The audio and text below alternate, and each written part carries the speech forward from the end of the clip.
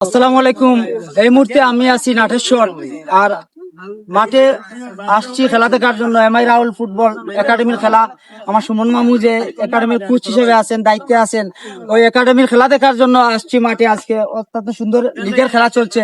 আর ধন্যবাদ জানাই সুমন মামুকে এবং এমআই রাহুল একাডেমিকে সুন্দর একটি আয়োজন করার জন্য। আমি সুমন মামুকে এই উদ্দেশ্যে কিছু বলার জন্য অনুরোধ করছি। আসসালামু আলাইকুম। আমরা এই মুহূর্তে রয়েছে আমাদের ঐতিহ্যবাহী বিয়ানীবাজার উপজেলা ২ নং সরকারি ইউনিয়ন ৭ নং ওয়ার্ডে অবস্থানরত নাটেশ্বর রূপনগর সংলগ্ন মাঠে, যেখানে কিছুদিন পূর্বে আমরা একটি লিগের আয়োজন করেছিলাম, MI Rahul football academy premier football লিগের।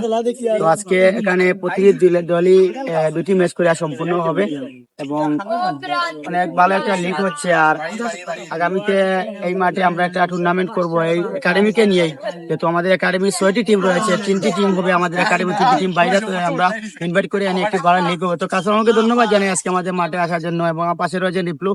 তো আপনারা সবাই আমাদেরকে যেভাবে সাপোর্ট করছেন, সহযোগিতা করছেন, এভাবে আপনারা সাপোর্ট করবেন, আমাদের একাডেমির জন্য সবাই দোয়া করবেন, আমরা যেন সামনে যেতে পারি। এই মুহূর্তে কথা